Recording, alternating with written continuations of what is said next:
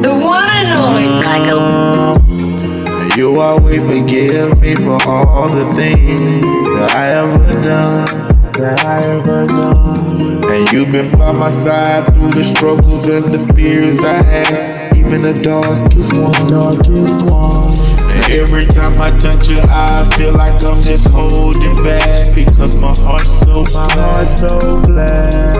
It don't matter what we did, you're the wife of my life and the mother of my kids. Give you the stars, the wind, the moon, the rain, and the mountain. I'll give you the world. I mean, that'd be one of the things that comes to your mind. I mean, really, probably anybody's mind that been locked up before. You know what I'm saying? Escaping. You know what I'm saying? Like, that comes to everybody's mind once you're in jail, and you wish you had those skills. You know what I'm saying? But for everybody that have been locked up and did, a little time in jail or the county jail or prison, you at least thought about it one time on escaping from the jailhouse or prison. None of that. Fortunately, in this lifetime of mine, I have seen an attempt. You know what I'm saying? An attempt to escape. Y'all know that means they failed. But when I was younger, my mom's house got busted, me having drugs in it. And I did time in the youth development center down in Augusta, Georgia. Big shots out to Augusta, you know what I'm saying? Youth development center, everybody down there, man, of the whole Richmond County. Big shots out, stand up. The whole Augusta, man, ain't no more peeps down there. But everybody was thinking, because my house got busted, I went to juvie, and then from juvie I went down the road, Judge Hatchet, you know what I'm saying? Y'all remember from the TV show Sentence Me. But that wasn't the reason that I went to juvie. That just was an extra charge that sped up the process of me getting time, man. But I had an open case of the time that we got busted. I had an open case of aggravated assault on a police officer. You know what I'm saying? And think about it. I got an aggravated assault on police officer charge at the age of 15. You know what I'm saying? So that's what actually set me down the road for those 9 to 17 months, which I ended up doing 11. But I'm down the road, I'm doing my time, and I'm in a counseling session. Once a week, you have to, do some type of session, like if it's, you had anger management problems or drugs or things of that nature, then, you know what I'm saying? And in my case, they had me doing 2 sessions because I was sentenced and found guilty of both charges, which was the aggravated assault on a police officer and the drugs that was, I caught the other case while I was out, awaiting trial for that. So I had the anger management class thing I had to take along with drug classes and stuff. You know what I'm saying? So it was one of those sessions when it was the anger management session. And like I said, once a week, the counselor come in and get all the inmates that taking this class in particular and sit down and do this little counseling session, things of that nature. Well, excuse me. This one day, I'm sitting there, man, and she's talking, reading, or whatever she's doing. And I remember looking down at the paper, man, and I'm saying to myself, like, man, I do not want to be in this class, man. Got no anger management problem, man. That was BS about the police, and how he put the charge on me. And that's what's going through my mind at the time. And I'm sitting in the far corner of the dorm, or whatever you want to call it, the pod. And I'm sitting next to the window You know what I'm saying? And all of a sudden, I just see some movement, out the left side of my vision, parental vision. And I see some movement. And when I look out the window, what I see is this white boy. You got to keep in mind, all of us juvies. You know what I'm saying? Ain't nobody in there 17 years old. But I see I see this white boy just run across the yard. You know what I'm saying? I'm like, man, what are you doing running? I know that's one of the rules. You can't be running. Don't supposed to be running. But I see him run across the yard. But he's running across the yard in the distance. Down there with a administration building at. And I know something ain't right because you don't supposed to be running. And it just so happened, the area that he is running, he running over the administration building where they work at. He ain't over here where the dormitories at, where he could be chasing a loose basketball or something, or, you know what I'm saying, soccer ball or football, or, you know what I'm saying. He running by the administration building. I'm like, man, what are you doing? Man, I see him run past, and then I don't see him no more. But then all of a sudden, I see him shoot back past from around the building, and he runs up to the Coca-Cola truck. Now, this is one of those Coca-Cola trucks that's the big 18-wheeler. One of them big rigs.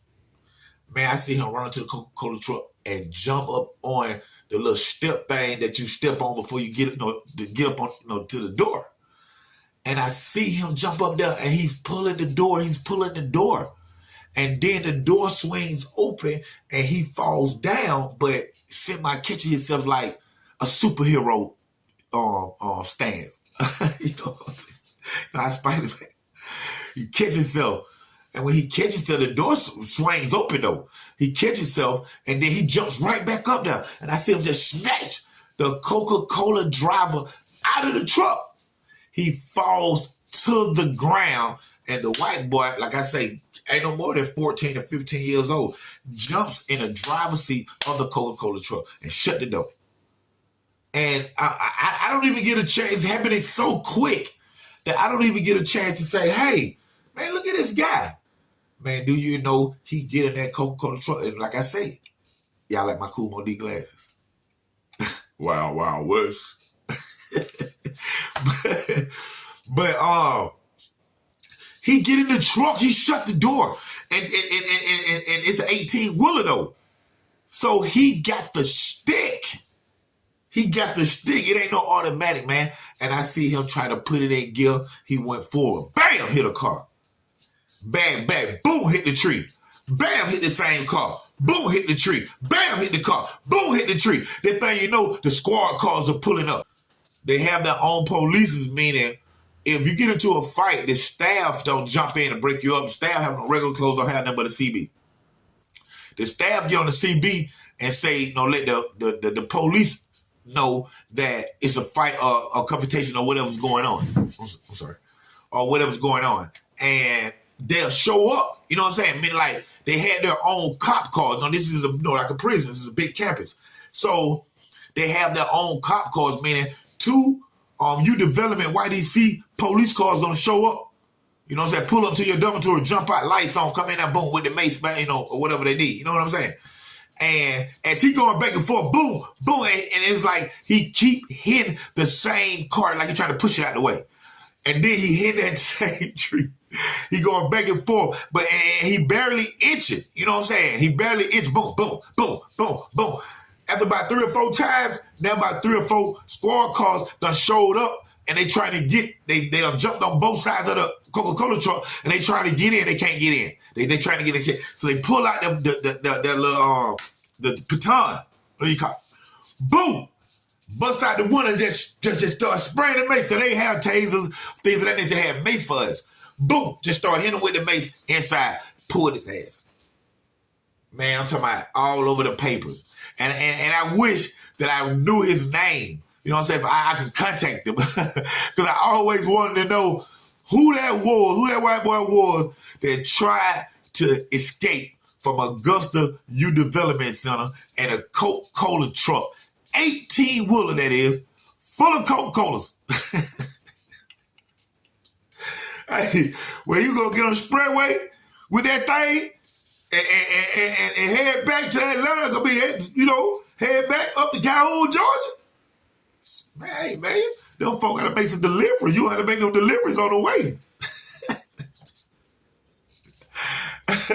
Hey, man, it's wild. I don't see some wild stuff in my life, man. Hey, it's at the age of 14, 15 years old, man, it was already going down, man. Thank y'all for tuning in to another great episode of Underground Source TV with your host, TV and film producer, Don Treese Knox. Y'all make sure y'all like, share, and subscribe to my page, man. It's going down right here, man. Y'all check out my YouTube shots, man. Get some of them stand-up shirts, things of that nature shirts, man. And anything that y'all want to order, man, y'all tell me, man. We'll put it on the shirts, man. Underground Source TV shirts. It's going down. Y'all show y'all support, man. And memberships, man. Y'all want to see some unseen footage? All the unseen footage starts in October, man. So y'all go ahead, get y'all memberships now. And I open it up for y'all can book me, man. I come out to y'all events, man. Give y'all some of these stories. Get on the mic, host y'all events, man. And just bring this energy to your event, man. Y'all go ahead, check out those memberships, man. Y'all can book me for a whole entire month, man. Y'all might got 2 or 3 events going on, man. Y'all make sure y'all check out those memberships right here on YouTube. College Park, stand up. And all that you wish for, and even more. Girl, I love you more than you could know. And that's for sure. I'll climb to the highest of the pecan tree. Blast a few shots just to test the street. And I pray that you forever with me.